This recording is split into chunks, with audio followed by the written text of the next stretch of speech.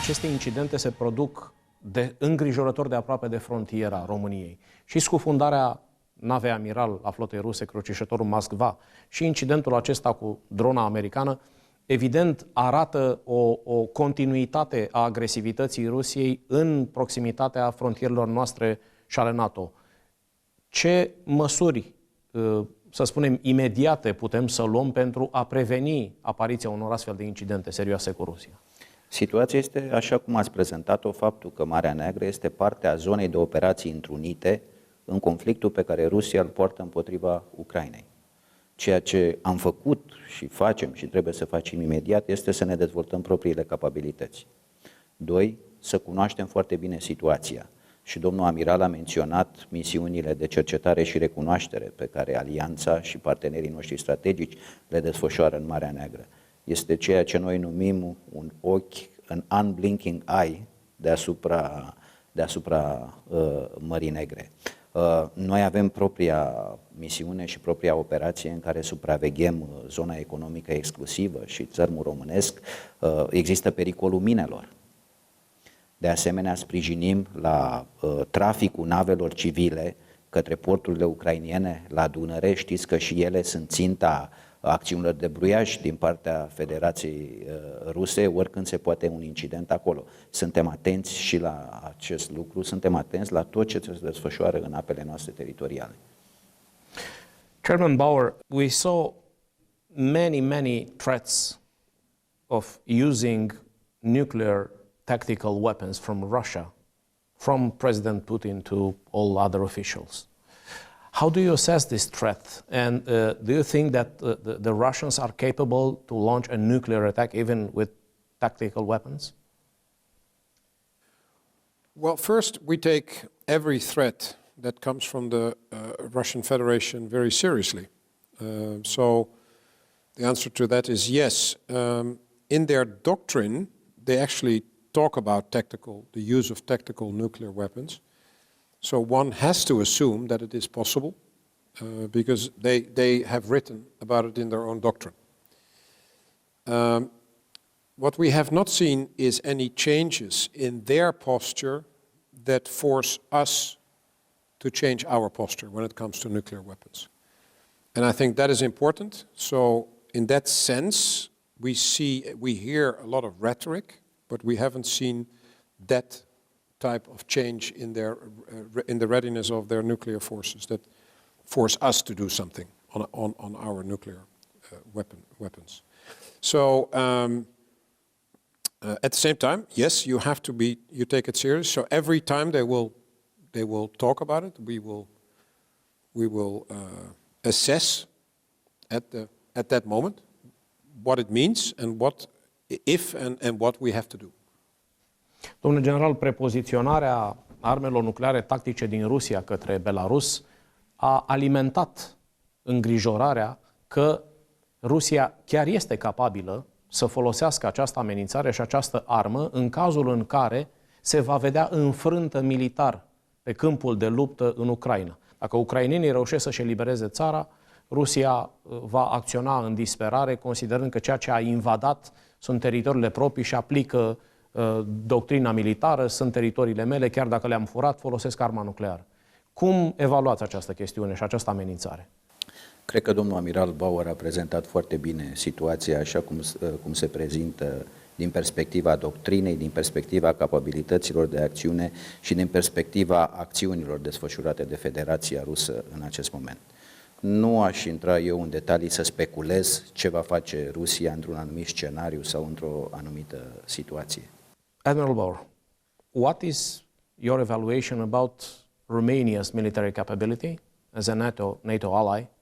And what do you want to transmit to the Romanian people that are very worried about this Russian war in Ukraine and the possibility of the extension of the Russian aggression beyond the Ukrainian border?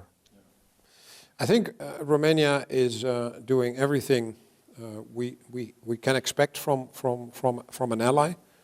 Romania is increasing its readiness, the readiness of its forces.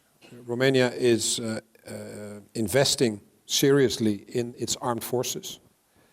The 2.5% of this year is a good example of following a number of years where there was already 2% invested in the armed forces. They are creating, Romania is creating new units. First, the Corps, the multinational division. So Romania is doing a lot of things that are important for the alliance, but first and foremost also for Romania itself. So I think that combination is exactly what is the big change, that we are not only looking at Article 5 collective defense, but also making sure that the nations understand they have to invest in their own defense so that they can defend their own nation as the first response. I would say in general that deterrence has worked so far. I mean, the Russians have not attacked NATO. The Russians so far have actually shown respect for our territory and our military forces.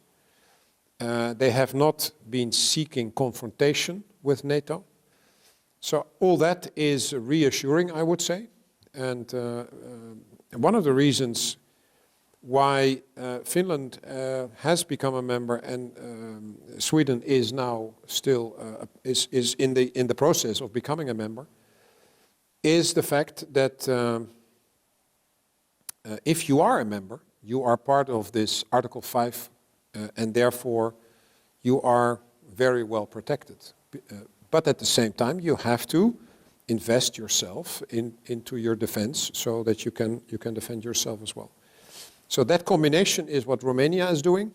I think the response of NATO in the beginning of the war, when we had only 4,000 troops under the Supreme Allied Commander, and within days it increased to 40,000, and the creation of the 8 battle groups along the eastern flank, and the increase in the air policing and the maritime patrols, has shown that we can and will respond to a change of the Russian posture, and that is what we will continue to do. So I think that is reassuring for the people in our alliance and for the people in Romania. Admiral, does NATO and Russia still keep a line of communication? There is on the tactical level there is a line. The line between me and the Supreme Allied Commander Europe on the one hand and the Chief of Defense Staff in the Russian Federation, General Gerasimov, has not been open. I have tried personally 3 times to get in contact with him, and that has not been successful, but that has been the result of a choice from General Gerasimov. Thank you. Domnule general Petrescu, în concluzie, mesajul pe care îl transmiteți cetățenilor români, sunteți șeful apărării, cel la care se uită toată lumea, încercând să afle cât mai multe elemente despre pericolul pe care acest război îl pune asupra teritoriului nostru național. Vă spun că din reacțiile oamenilor, subiectul război este de maxim interes pentru toate categoriile de cetățeni. Care este mesajul dumneavoastră către oamenii care sunt îngrijorați că acest război ar putea să treacă și dincolo de granițele Ucrainei? În primul rând, înțeleg îngrijorarea. Nu este un lucru ușor și nu este un lucru obișnuit să se întâmple în fiecare zi un război de agresiune să se desfășoare în apropierea granițelor țării tale, o agresiune care se produce împotriva unui stat vecin. Dar sunt de acord cu ceea ce spunea domnul amiral Bauer. Până acum, descurajarea a funcționat foarte bine în ceea ce privește teritoriul NATO. Și nu numai că descurajarea a funcționat, dar ne-am întărit foarte mult capacitatea comună aliată de apărare. În toate domeniile, nu numai în domeniul terestru, ci și aerian, maritim, cyber sau în domeniul spațial. Vom continua să facem acest lucru. Domnul amiral a vorbit despre planurile regionale. Orice plan oferă o mai mare coerență eforturilor pe care le facem. Creștem cheltuielile pentru apărare și creștem investiția pe care o facem în forțele armate ale României. Eu am spus-o de fiecare dată și nu sunt cuvinte fără acoperire. Armata României este în măsură să-și îndeplinească misiunile constituționale și armata României este în măsură să îndeplinească și angajamentele internaționale la care România este parte. Avem militari experimentați, o experiență dobândită în teatrele de operații alături de aliații noștri și cred că dovedim în fiecare zi prin ceea ce facem, prin exercițiile noastre, prin investițiile pe care le facem, nu numai în tehnică și echipamente, dar mai ales în oameni, că ne pregătim serios și ne luăm în serios misiunile. Eu, știți, de fiecare dată am îndemnat populația să aibă încredere în noi, pentru că privim cu multă seriozitate responsabilitățile care cad pe umerii armatei. If I may add one thing, of course. and that is that one of the things that this war has also shown, again, I must say, is that the security of a nation cannot be left alone to the armed forces of a nation. And what I'm talking about is societal resilience. And what the war in Ukraine shows is that if war comes to a nation, it affects the whole of society. And I think that is something that I think in general we can learn a lot from that because after a while, unfortunately, you need new soldiers. So you need to think about conscription, mobilization, reservists, or a combination of the three. You need to think about your dependencies on energy from one nation, or food from one nation, or technology from one nation. You have to look at the dependency on raw materials. So there's all sorts of things that are connected much more to security than we thought for many decades, where we sort of saw silos of economy and food and energy, and there was security. But actually, security affects all of these areas. And I think that is a lesson for many nations, that we have to look at these things more holistically and think about these things in a way where what are the implications for our security? And it might have an effect on the costs of our way of living.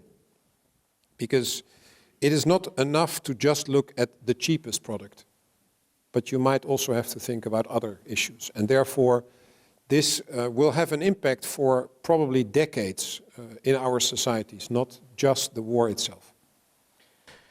Chairman Rob Bauer, Chair of the NATO Military Committee, thank you for this interview. Domnule general Petrescu, vă mulțumesc foarte mult pentru amabilitatea de a fi împreună cu amiralul Bauer.